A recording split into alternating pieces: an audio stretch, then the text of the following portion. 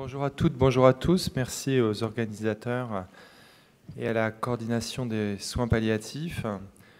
Je suis assez impressionné, il y a beaucoup de monde, donc je vais essayer de pas trop laisser transparaître cette anxiété de début de présentation. Alors, d'autant que là, vous avez eu des sujets passionnants d'un point de vue psychopathologique, d'un point de vue clinique. Là, je vais plutôt aborder une approche juridique, donc c'est plus austère, on va dire, et parfois peut-être un peu plus loin de vos concepts habituels ou de vos idéations en lien avec les patients. Et pourtant, c'est aussi ce qui fait qu'on engage nos responsabilités ou on respecte, bien ou pas bien d'ailleurs, les droits du patient, puisque la thématique qui m'a été demandée de traiter aujourd'hui avec vous et pour vous, c'est celle des droits du patient et des soins sous contrainte. Alors, d'abord, je voudrais évoquer une notion intéressante qui sont celles des trois révolutions dans le champ de la santé, qu'on oublie un petit peu, alors que c'est sur un temps long que les choses se jouent aussi, dans la façon dont on aborde nos patients. La première révolution que vous connaissez, ça a été la révolution de l'hygiène qui a apporté de l'eau propre au XIXe siècle. Et ça a beaucoup fait diminuer les épidémies, notamment de choléra et de typhoïde dans Paris.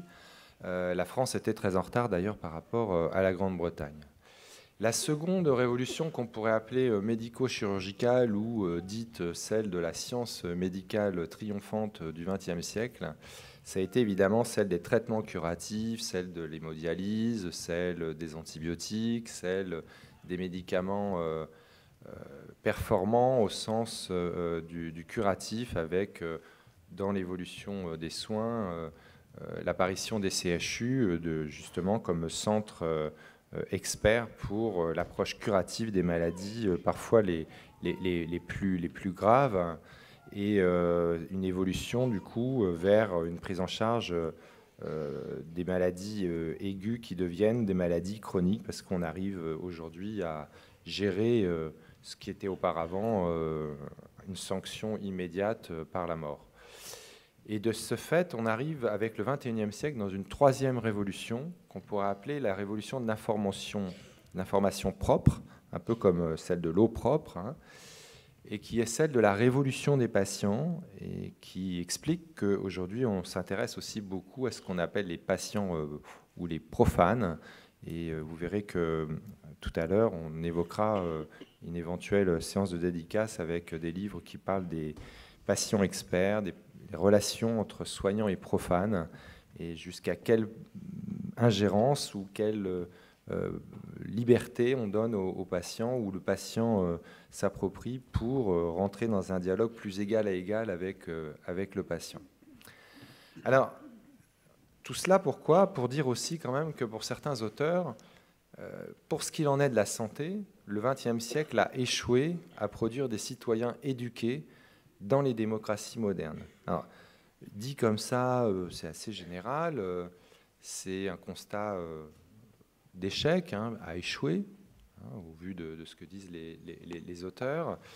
Mais si on le met en lien avec une idée philosophique qui avait été relayée par Édouard Zarifian il y a quelques années, quand il disait la santé a remplacé le salut, eh bien, on se dit qu'on est quelque part, malgré tout, dans une impasse qui n'est pas dite d'ailleurs, qui est un peu tabou, qui n'est pas véritablement élaborée dans la communauté scientifique et encore moins dans la communauté grand public, et qui pourtant est une source de difficultés, voire même de contentieux, et c'est ce qui fait que les notions juridiques et l'apport du droit va prendre une résonance particulière dans les années à venir, et a déjà commencé à prendre une résonance beaucoup plus importante dans le champ de la psychiatrie, mais aussi des soins palliatifs, puisqu'il y a eu, depuis 1999, un certain nombre de textes législatifs qui encadrent le droit à la douleur, le droit à la prise en compte de la douleur, au traitement, et le droit à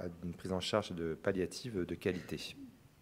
Alors, le concept central qui, évidemment, réunit tant la psychiatrie que les soins palliatifs, c'est la question de la dignité. Alors, pour information, la question de cette dignité n'est pas entrée comme ça dans le champ de la loi par la réflexion autour d'un projet de loi construit au fur et à mesure avec les grandes lignes et les grands axes de la volonté du gouvernement, mais la question de la dignité est entrée un petit peu par la petite porte, par celle de la voie d'amendement, et ça avait été donc retenu par l'article L. 326.3 du Code de la santé publique, où il avait été demandé d'ajouter à la fin du premier alinéa du texte présenté par l'article 1er, donc pour l'article en question du Code de la santé publique, la phrase suivante: en toutes circonstances, la dignité de la personne hospitalisée doit être respectée. Cette phrase, vous la retrouverez également dans les textes relatifs aux soins palliatifs pour les directives anticipées, pour la question de la fin de vie, où la dignité de la personne hospitalisée doit être sauvegardée, la dignité de la personne en soins palliatifs doit être sauvegardée. Alors c'est intéressant parce qu'on est là devant une dimension centrale dans le champ du droit de la santé, le respect de la dignité étant incontournable, et lorsqu'il ne l'est pas, donne objet à des contentieux et à des indemnisations.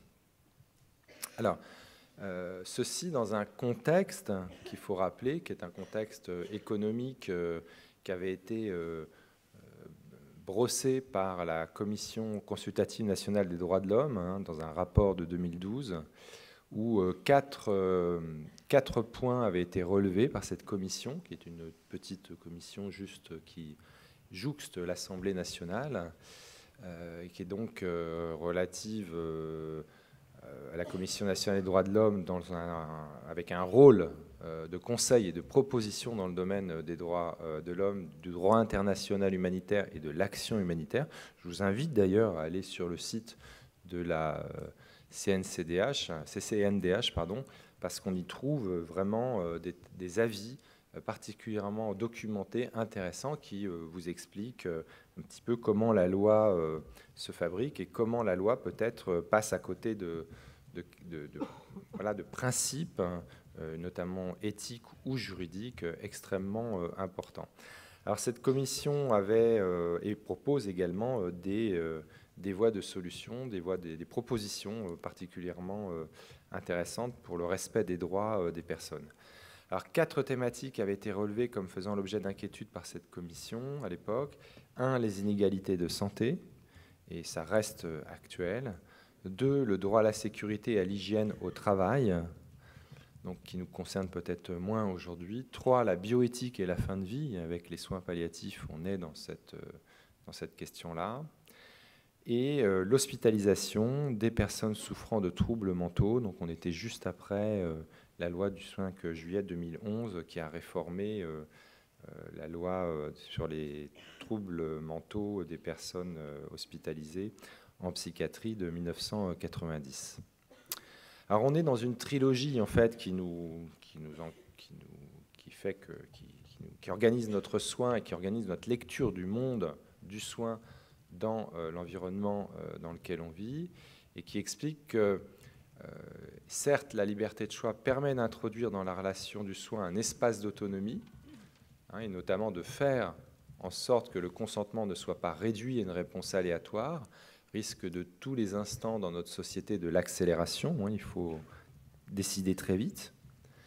Mais on est aussi dans cette tension avec la sécurité qui fait qu'aujourd'hui on peut parler, beaucoup de psychiatres parlent d'un équilibre dévié par la pression sécuritaire, avec une inflation justement donc des soins sans consentement, alors même que les diverses lois de 90, de 2011 et de 2013, qui étaient une loi de rattrapage de celle de 2011, ont toutes eu comme objectif d'essayer de réduire le nombre soit des hospitalisations sans consentement, soit le nombre des soins sans consentement. Et ça pose un tas de questions. Alors au milieu de tout ça, et notamment pour les personnes en fin de vie, on est dans une éthique de la santé, une éthique de la vie, au sens du choix de sa propre vie et des significations qu'on lui donne. Et c'est tout le débat autour des directives anticipées, dont vous savez que la récente loi qui reprend la loi Leonetti nous dit et impose qu'elles soient aujourd'hui contraignantes, hein, des directives contraignantes. Donc l'importance aujourd'hui d'en parler, mais aussi d'apprendre, d'éduquer justement les personnes pour écrire ces directives anticipées, savoir comment on prévoit et ce qu'on souhaite ou ce qu'on ne souhaite pas, ce qu'on veut ou ce qu'on ne veut pas dans sa fin de vie. Alors ce sont d'ailleurs des notions qui est également investie en psychiatrie, où on parle aussi de directives anticipées psychiatriques, mais là on est plus en fait dans le champ de directives partagées qui n'ont pas de valeur contraignante comme leur donne la loi, donc Claes Leonetti de 2016, février 2016. Et dans cette dernière loi, il faut bien voir que les pressions, les débats ont été assez intenses parce qu'on va modifier un peu l'équilibre entre les équipes de soins palliatifs, entre le poids de la parole de la personne de confiance, entre le poids de la volonté de la personne qui a écrit ces directives anticipées et qui est en fin de vie. Mais il faut remarquer que cette loi n'est pas une loi spécifique aux patients uniquement en fin de vie, c'est une loi aussi pour les patients en général. Donc, c'est-à-dire que, par exemple, un patient psychiatrique, s'il fait des directives anticipées, normalement, ces directives vont être aussi contraignantes qu'un patient non psychiatrique. Hein, il n'y a pas de distinguo à faire. Donc, c'est d'autant plus important de bien cadrer cette question des directives anticipées. Elle est encore loin d'être justement élaborée avec les médecins traitants et avec les spécialistes qui sont confrontés à des patients en fin de vie, ce qui fait qu'on est encore dans un flou, non pas juridique cette fois, mais dans un flou d'application du droit à ces directives anticipées. Alors, la trilogie liberté, santé, sécurité a également été marquée par un phénomène important que vous connaissez ou pas, je ne sais pas, qui a été l'installation du juge judiciaire, le juge des libertés et de la détention, dans le paysage psychiatrique. Ce qui est une avancée pour beaucoup. Donc c'est une avancée qui a été favorisée par le juge constitutionnel, puisqu'il y a eu en fait à la base de cette évolution une question prioritaire de constitutionnalité sur ce qu'on appelait auparavant les hospitalisations d'office et les hospitalisations à la demande d'un tiers. Et Jean-Louis Debré, qui était à l'époque président du Conseil constitutionnel, a tranché en disant qu'au-delà de 15 jours de privation de liberté, ce qui est le cas quand on est en soins sans consentement, en tout cas à l'époque en hospitalisation sans consentement, eh bien, la liberté individuelle garantie par la Constitution dans son article 66 n'est plus respectée.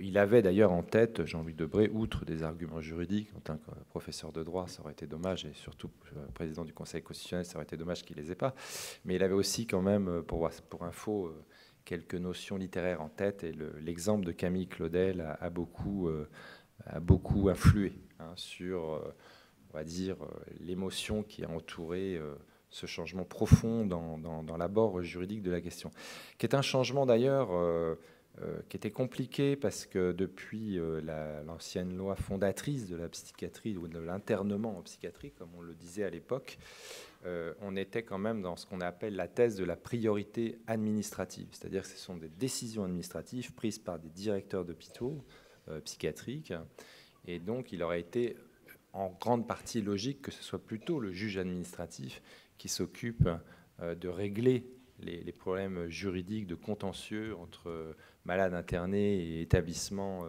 qui internent les malades. Mais la loi actuelle a tranché en faveur du juge judiciaire justement au nom de cet article 66 de la Constitution, puisque c'est le gardien de la liberté individuelle, c'est le juge judiciaire tel qu'écrit dans la Constitution de la Ve République.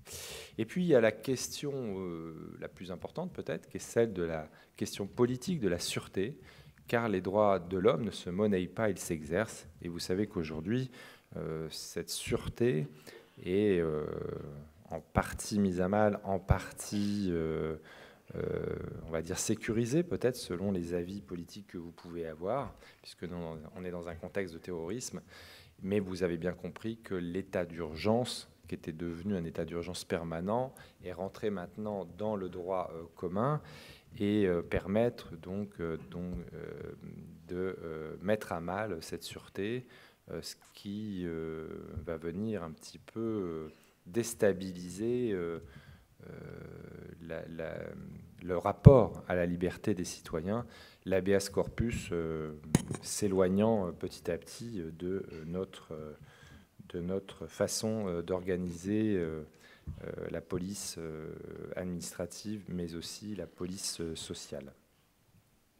Alors, pour revenir à des choses peut-être un petit peu plus cliniques, une fois le cadre général posé, pour vous faire un petit résumé, je voudrais vous montrer une évolution importante entre les lois de 90 et les lois de 2011 par rapport à la mise en place de soins sans consentement.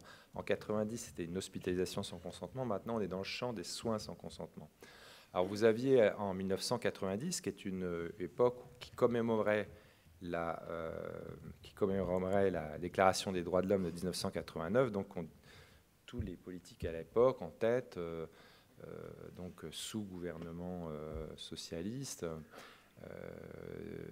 la majorité socialiste, et même il y avait un certain consensus avec la droite de l'époque de dire il faut réformer cette ancienne loi de 1838 qui est devenue obsolète, ou en tout cas qui n'est plus adaptée à la société actuelle. Et pour ce qu'il en était de la possibilité de se passer du consentement du malade, il y a eu deux étapes importantes. La première étape, ça a été déjà, là aussi, de passer de la notion d'assentiment à celle de consentement. Et pour info, là encore, le consentement est arrivé dans la loi de 1990 par voie d'amendement, puisqu'à l'époque, c'était plutôt l'assentiment qui était retenu comme une notion devant permettre de savoir si la personne ou pas pouvait être hospitalisée contre son gré. Alors, c'est souvent confondu par les soignants parce que c'est une notion juridique qui n'est pas très bien comprise.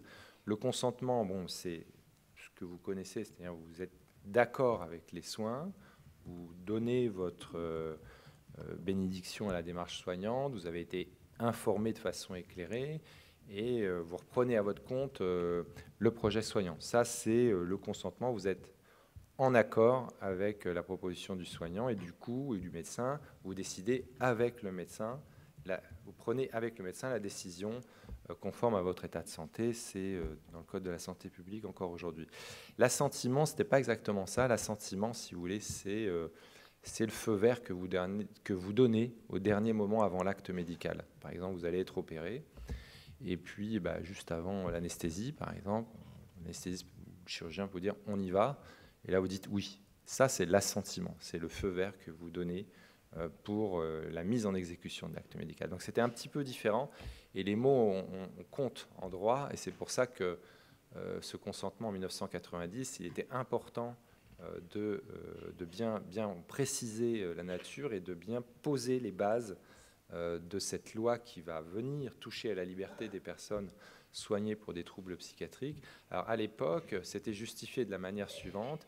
Les restrictions à l'exercice des libertés individuelles des patients doivent être limitées à celles nécessitées par son état de santé et la mise en œuvre de son traitement.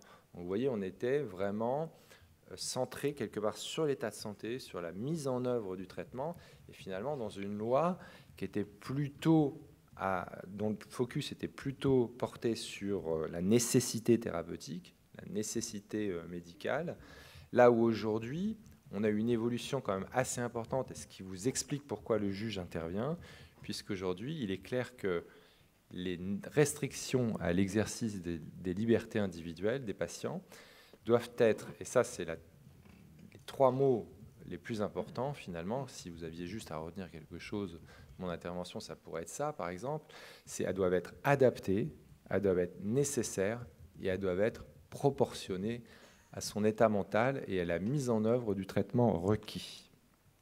Donc ça, c'est quelque chose d'important parce que le juge, quand il va regarder si les certificats des médecins qui sont favorables à la privation de liberté sont corrects, il va regarder à chaque fois si c'est nécessaire dans ce qui est les arguments présentés, si c'est adapté et si c'est proportionné. Donc s'il y a quelque chose de disproportionné, il peut y avoir une main levée.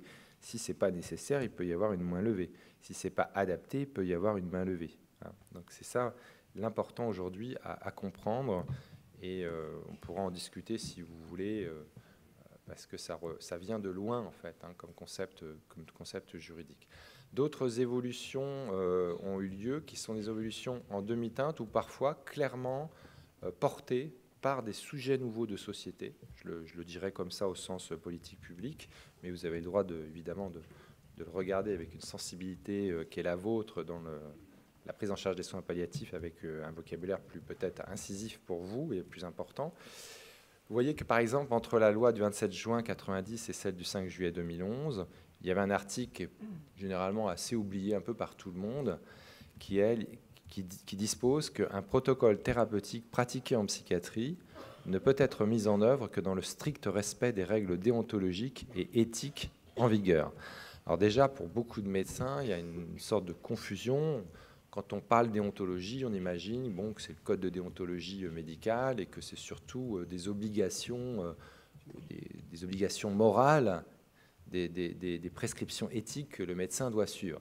C'est vrai, mais ce n'est pas que ça, puisque comme le code de déontologie médicale est dans le code de la santé publique, maintenant c'est du droit, et ça renvoie au droit des patients. C'est-à-dire que par exemple, le droit du patient au respect du secret médical. Le secret médical, ce n'est pas juste une obligation déontologique, c'est du droit. Et c'est un droit particulièrement important au jour d'aujourd'hui avec l'extension de la notion d'équipe de soins. Alors, ces protocoles vont monter en puissance. C'est pour ça que cet article est quand même à connaître depuis la certification, depuis la mise au point de conduite à tenir thérapeutique qui fonctionne selon une orientation protocolisée.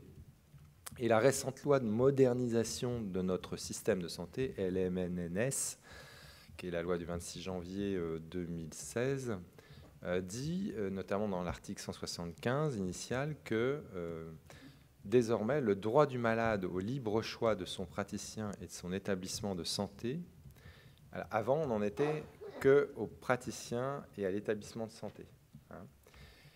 Et on a rajouté, en 2016, et de son mode de prise en charge, ce qui n'est pas rien du tout, et notamment sous forme ambulatoire ou à domicile, en particulier lorsqu'il relève de soins palliatifs au sens de l'article L1110. Et donc, on continue d'avancer vers quelque part une plus grande liberté allouée aux patients dans le choix, dans l'autonomie, au nom de ce qu'on appelle le principe fondamental de la législation sanitaire. Donc c'est extrêmement important, je pense, à repérer comme évolution, parce que ça va évidemment avec des protocoles qui vont devoir se tourner vers l'ambulatoire, mais qui vont aussi pouvoir favoriser justement le choix des patients entre, je dirais, moi je suis assez profane par rapport aux soins palliatifs, mais qui peut consister à dire les soins palliatifs plutôt à la maison que plutôt à l'hôpital, l'hospitalisation à domicile, prenant de l'importance également aujourd'hui de façon considérable. Donc vous voyez qu'on nous demande de parler de soins sans contrainte, mais il y a dans l'horizon qui est celui du droit des patients, d'abord une certaine liberté de choix, une certaine autonomie et ce qu'on appelle le libre choix, qui auparavant, en 90, était limité notamment aux médecins et à l'établissement de santé, ce qui était déjà quand même un gros progrès, parce que jusqu'alors, notamment en psychiatrie, avec la sectorisation, il n'y avait pas véritablement de questions à se poser. Le libre choix n'était pas autre chose qu'une possibilité pour un malade qui s'adressait à une clinique privée.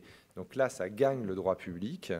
Et même si la sectorisation continue d'essayer de brider en partie le libre choix en disant non, là vous êtes plutôt tel secteur et là vous êtes plutôt tel autre et donc vous devez respecter ça, c'est vrai tout en étant faux. Jusqu'à un certain point, ça reste important parce qu'il y a la continuité des soins. Mais il faut voir qu'aujourd'hui, on a deux logiques qui doivent s'articuler parce que la loi le demande quelque part explicitement en disant bien que ce n'est pas juste une obligation réglementaire, le libre choix, mais que c'est un droit du patient. Et donc, on est obligé aujourd'hui d'articuler la liberté la logique de choix et la logique de soins. C'est-à-dire que la continuité des soins que propose le secteur est importante, mais la continuité des choix du malade l'est autant pour des raisons de droit, de respect de droit du patient. Et le législateur favorise donc l'élaboration par l'usager de ses préférences et permet que la personne malade soit informée de la possibilité de recevoir, lorsque son état de santé le permet, les soins sous forme ambulatoire ou à domicile. Donc vous avez bien compris que le droit évolue aussi en fonction de ce qu'on appelle aujourd'hui le virage ambulatoire, avec la sortie des patients de l'hôpital et des soins de plus en plus faits à l'extérieur de l'hôpital. Alors, tout ça va ensemble, va avec des difficultés intersubjectives, parce que le soin continue d'être complexe entre patients et malades, ou entre soignants et soignés, mais il y a aussi des problèmes pratiques. Alors, il y a eu dans ces problèmes et ces difficultés intersubjectives, notamment en psychiatrie, mais on le voit aussi en MCO et on le voit dans d'autres services que la psychiatrie, une augmentation, on repère une augmentation des mesures, ce qu'on peut appeler des mesures conservatoires, au sens juridique, qui sont l'isolement et la contention qui prennent de plus en plus de proportions au fur et à mesure qu'augmentent aussi les soins sans consentement, et qui sont revendiquées comme des pratiques qui finalement s'adressent plus à l'objet de soins qu'aux sujets porteurs de droits, notamment subjectifs, c'est-à-dire qui font référence à sa volonté morale. Et ça, c'est notamment perceptible puisque la loi du 5 juillet 2011 et celle du 27 septembre 2013 n'a pas bougé l'appellation, dit bien qu'il est question de personnes faisant l'objet de soins psychiatriques. On n'est plus dans le modèle des patients atteints de troubles mentaux comme en 1990. Là, on parle de personnes faisant l'objet de soins psychiatriques. Donc on est bien dans l'objet de soins. Ce qui quand même est un petit peu, évidemment, un recul par rapport à ce que disait, par exemple, le CCNE, le Comité consultatif national d'éthique en 2005, qui rappelait que, historiquement, des médecins comme Avicenne au XIe siècle ou Maïmonide au XIIIe siècle insistaient déjà sur la place centrale que doit occuper le malade dans le traitement. Et sans faire d'interprétation hasardeuse, il est possible d'affirmer pour ces grands médecins qu'ils considéraient la personne malade comme un sujet d'attention et non comme un simple objet de soin.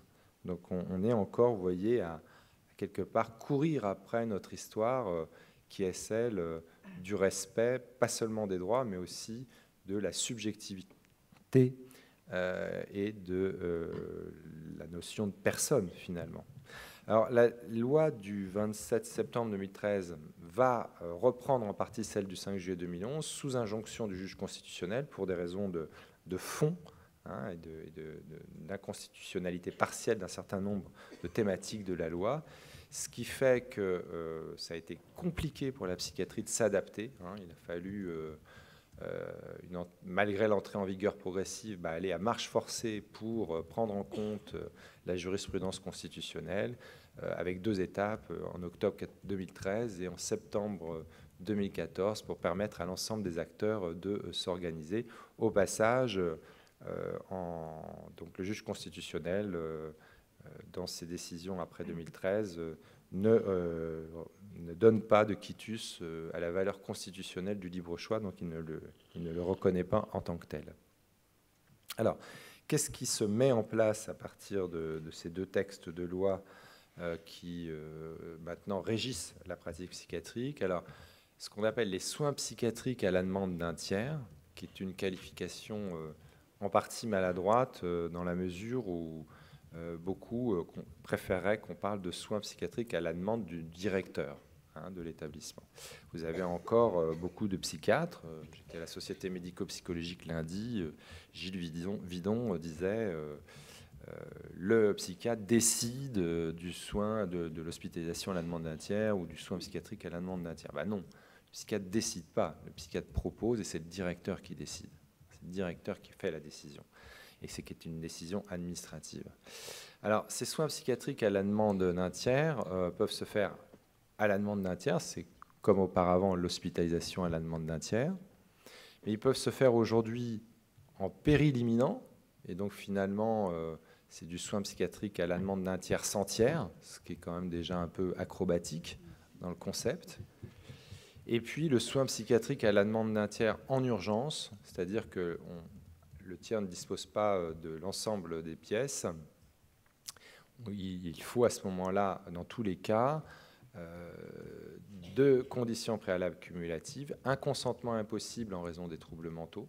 Et là, la loi dit bien que c'est parce que la personne ne peut pas consentir qu'on passe par ce tiers, et un besoin de soins immédiat assorti d'une surveillance médicale qui va être divisée en deux, cette surveillance médicale. Soit elle est constante, et là on est dans le champ de l'hospitalisation complète, soit relevée au vu des certificats médicaux. On pense que cette surveillance peut être régulière seulement, et à ce moment-là, on est dans ce qu'on appelle une prise en charge ambulatoire, qu'on appelle le programme de soins, qui, on en parlera si vous voulez, mais qui pour beaucoup de juristes, dont je fais partie avec Éric Péchillon, nous apparaît comme un monstre juridique, et je vous répondrai pourquoi si vous le souhaitez. Alors, si on prend une mesure qui a beaucoup augmenté en proportion depuis la mise en place de la loi, alors qu'encore une fois, ces lois avaient comme objectif de diminuer le nombre de recours aux soins sans consentement. Ces soins pour péril imminent sont mis en place face aux difficultés constatées dans la précédente loi, notamment les difficultés pour trouver un tiers ou les difficultés pour les familles d'assumer une position de tiers. Ce qui fait que le directeur peut désormais prononcer, c'est donc bien le directeur qui décide, il prononce l'admission en soins à la demande d'un tiers, sans demande de tiers, puisque là on est dans du péril imminent. Ça veut dire quoi? Ça veut dire qu'il y a un péril qui est urgent pour la santé de la personne, qui doit être constaté par un certificat médical de moins de 15 jours, mais qui doit être constaté par un médecin qui n'exerce pas dans l'établissement d'accueil. Donc ce n'est pas toujours évident à gérer pour un certain nombre d'établissements de santé. Alors soit il passe par SOS médecin, soit il demande au médecin, un médecin traitant qui connaît ou pas le malade et qui n'est pas très loin d'établissements de santé. Donc c'est un cadre quand même assez contraignant, et tout en sachant que le directeur peut aussi s'opposer à la levée de soins demandés par un tiers si l'arrêt des soins entraîne un péril imminent pour le malade. Donc ce n'est pas seulement pour l'admission, c'est aussi au vu de l'évolution du patient dans la structure, si ça devient un péril imminent, le directeur peut faire jouer cette clause de péril imminent. Donc on est bien là aussi dans un poids important donné à la décision directoriale. Alors ça reprend pour autant une notion déontologique, qui était celle de l'article 9 du Code de déontologie médicale, que vous connaissez et qui anime beaucoup l'éthique des soignants en général. Tout médecin qui se trouve en présence d'un malade ou d'un blessé en péril ou informé qu'un malade ou un blessé est en péril doit lui porter assistance ou s'assurer qu'il reçoit les soins nécessaires. C'est souvent ce que les collègues rassemblent en disant non-assistance à personne en danger.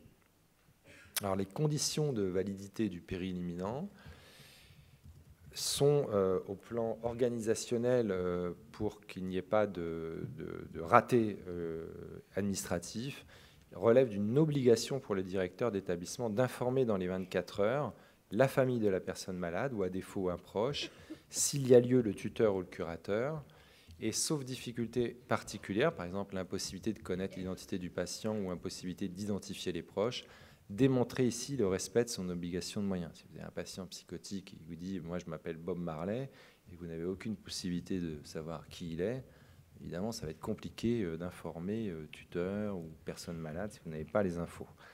Donc, mais il faut faire la preuve, tracer que vous avez essayé de faire cette démarche. Alors le juge contrôle-t-il cette qualification? La réponse est oui. À chaque fois qu'un requérant va contester l'utilisation de cette notion, il sera tenu de la faire.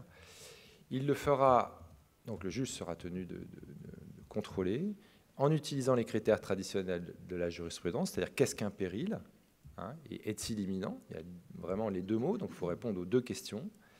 Et à défaut de péril imminent, la décision administrative est qualifiable de voie de fait, ce qui va obliger l'établissement de santé à payer très cher son dérapage illégal. Alors, il y a eu une ordonnance de la Cour d'appel de Douai qui est intéressante et symptomatique de ce à quoi aboutit ce type de texte, où une personne en situation de séparation a été privée de liberté en soins psychiatriques en péril imminent. Et le directeur s'est on va dire, dédouané de sa recherche de tiers et d'informations de la famille en ayant le mari au téléphone. Et le mari, qui était évidemment pas en bonne disposition d'esprit par rapport à sa femme, a dit « Oh là là, elle est hospitalisée, bah, gardez-la, c'est très bien comme ça, je suis bien content ». Et le juge se penche sur le dossier, dit qu'il d'abord, il faut souligner qu'a supposé même que le mari ait été informé de cette hospitalisation, ce qui ne résulte d'aucun élément objectif du dossier, c'est-à-dire que ça a été un élément oral dit par la direction, puisqu'il n'y avait aucune mention du texte ne figurant sur la décision d'hospitalisation. Cet avis ne satisfait pas aux exigences du texte précité au regard de ce qui existe entre les époux, un conflit ancien et profond, élément que connaissait parfaitement le directeur de l'établissement hospitalier en cause. Au cas particulier, le chef d'établissement hospitalier aurait dû en conséquence avertir les parents de Madame X qui l'avaient demandé, qui auraient été à même, ainsi informés, de tout faire pour que puissent être mis en place d'autres modalités de soins qu'une hospitalisation complète. Le non-respect de cette exigence légale afférente à la vie de la famille porte nécessairement atteinte aux droits de la patiente, car elle n'a pas pu, faute d'avoir par devers elle un téléphone portable, avertir ses parents que quelques jours plus tard. C'est-à-dire que le tiers, légalement et jurisprudentiellement, dans ses admissions en soins sans consentement, est une personne qui agit dans l'intérêt du patient. Donc si cet intérêt du patient n'est pas démontrable et n'est pas clair, et si l'attitude n'est pas loyale, le juge va regarder quelle personne vraiment légitimable comme tiers la personne hospitalisée privée de liberté a pu joindre. Et si elle n'a pas pu le faire, parce que par exemple, ce qui est quand même pas rare, le portable a été retiré au patient ou confisqué ou mis de côté, eh bien, on aboutit voilà, à des contentieux de ce genre avec condamnation d'établissement et main levée de l'hospitalisation sans consentement. Alors, les principales mesures mises en avant par le législateur viennent encore prolonger celles de 1990 avec des modifications d'appellation. On ne parle plus de commission départementale des hospitalisations psychiatriques, on parle de commission départementale des soins psychiatriques, mais celles-ci, leurs missions vont être recentrées sur les situations les plus sensibles, notamment les cas de péril imminent, et les soins psychiatriques sur décision du directeur d'établissement ou sur décision du préfet qui durent depuis plus d'1 an. De même, doit être mis en forme par la direction et l'établissement de santé un rapport annuel qui va être transmis au contrôle général des lieux de privation de liberté, dont vous savez qu'on fête, entre guillemets, fête ou commémore, ou voilà, on en est aux 10 ans de sa mise en place, qui au départ a été dirigée par Jean-Marie Delarue et maintenant Madame Adeline Hazan. Alors, le maintien d'un double dispositif législatif a été acté par la loi. On a toujours les hospitalisations d'office qui ont été renommées soins psychiatriques à la demande du représentant de l'État, qui, là, vont être mises en place en cas de difficultés d'ordre public, de troubles graves à l'ordre public, et c'est donc une décision de police administrative. Et il faut bien savoir que cette décision est un peu une décision quand même qui n'est jamais prise à la légère, qui ne doit jamais être prise à la légère, parce que, un, ça suppose l'intervention du service public, et deux, comme on disait dans notre formation, c'était un peu la dernière cartouche. À l'époque, on n'avait pas les périls imminents, ou les soins psychiatriques en péril imminent. Et c'était aussi pour rappeler qu'on passe d'une mesure thérapeutique, qui est celle du soin psychiatrique à la demande de la tiers, à une mesure de police administrative qui est donc en lien avec un trouble grave à l'ordre public. Et notamment, ça a été formulé comme ça depuis la loi du 4 mars 2002. Ce que je voudrais vous dire par rapport à ça, c'est outre le fait que c'est une mesure de police administrative spéciale, qu'elle est encadrée progressivement sous la pression de la Cour européenne des droits de l'homme, et bien qu'elle met quand même en face des soignants et des soignés un cadre qui est moins évident à gérer que celui des soins psychiatriques à la demande d'un tiers, parce que rien dans la loi, dans le texte de loi, que ce soit en 90, en 2011 ou en 2013, ne dit que le consentement est impossible à recueillir ou est altéré ou est aboli dans le soin psychiatrique à la demande du représentant de l'État. Et il y a eu une affaire que David connaît sans doute, qui est l'affaire qu'on appelle souvent du Risperdal, à Rennes, où une femme était sous Risperdal 37,5, le médecin veut monter à 50 mg l'injection. La patiente qui était en SDRE dit écoutez, moi je suis capable de consentir, je ne souhaite pas, je ne veux pas qu'on augmente cette dose-là. Et donc il y a eu toute une procédure judiciaire pour savoir finalement comment s'en sortir. Alors il faut bien avouer que cette situation est remontée jusqu'au Conseil d'État, ensuite à nouveau en cour d'appel, et que chacun a tiré un peu en touche parce que c'est compliqué à la fois de donner tort au patient qui juridiquement a raison et à la fois de donner tort au médecin qui garde quand même son indépendance professionnelle, parce que si on commence à expliquer que pour des raisons juridiques, le médecin ne peut plus prescrire aux posologies qu'il pense être les bonnes, ces traitements, on ne va plus trop y arriver. Donc c'est une question qui reste encore en débat, mais c'est aussi pour rappeler à tout le monde ce qu'on appelait auparavant l'hospitalisation d'office ne concerne pas directement le consentement, mais le trouble grave à l'ordre public ou la mise en danger d'autrui. Alors ces soins doivent relever là encore d'un certificat médical circonstancié qui ne peut émaner d'un psychiatre exerçant dans l'établissement. Merci de bien vouloir L'arrêté conclure. préfectoral, oui, motivé et précis, désigne l'établissement d'accueil. L'arrêté doit parler de la gravité du trouble à l'ordre public. Alors, j'ai peut-être pas assez de temps, donc le droit à l'information est quand même renforcé dans les nouveaux textes législatifs, donc importance de noter dans les documents médicaux. L'importance aussi des règlements intérieurs qui doivent être donnés aux patients. Je vous invite dans les établissements de santé à bien y songer. Souvent, ils n'existent pas ou plus, ou alors on répond, ils sont en cours de réécriture. Bon, c'est un petit peu léger quand même par rapport au respect des droits du patient. La contrainte dans la contrainte, c'est la question de l'isolement et de la contention. On n'a pas le temps d'y venir, mais sachez que la loi du 26 janvier 2016 a été déclinée par une instruction du 29 mars 2017 et un décret qui nous dit que ça doit être une pratique de dernier recours. Et donc, il va falloir apprendre aussi à savoir ce que c'est qu'une pratique de dernier recours, et notamment l'impossibilité de faire toute autre mesure alternative qui oblige à décider de l'isolement. Un tout petit mot pour dire que là, c'est sur décision du psychiatre et pas prescription. C'est ce que la loi dit. Quand on prescrit, on décide, mais on peut aussi décider sans prescrire. Donc, c'est une petite fragilité juridique du dispositif. Vous avez là aussi de la jurisprudence où un établissement va être condamné parce que ça n'a pas été tracé. Et en l'espèce, il n'y avait pas de pièce au dossier pour montrer qui était prescripteur de la mesure d'isolement, ce que nécessite aujourd'hui la mise en place d'un registre.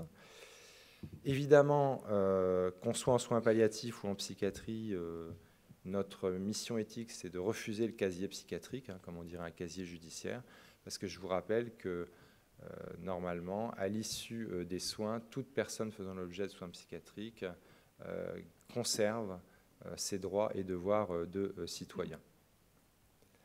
Le droit à l'information est extrêmement fort, avec des difficultés pour les soignants, par exemple, d'expliquer c'est quoi la situation juridique du patient, c'est quoi ses droits, c'est quoi ses voies de recours, c'est quoi ses garanties.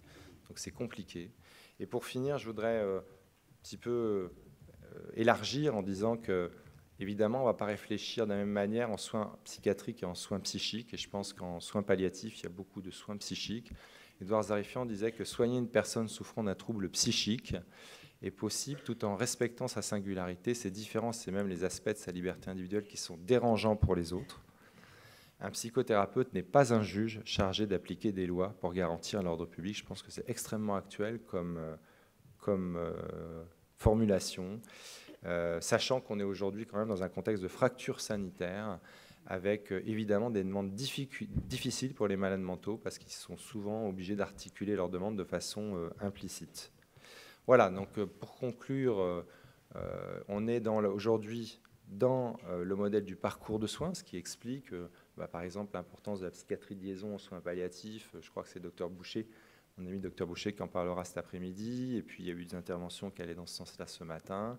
Il me semble que c'est ça qu'il faut essayer de rappeler avant d'en arriver à des soins sous contrainte qui peuvent vous voyez, s'apparenter d'une certaine manière à une relation de force, notamment quand on utilise la contention, ou se laisser un petit peu errer de médecin en médecin parce que finalement on n'est pas guidé dans la démarche de soins, et là on est dans le labyrinthe.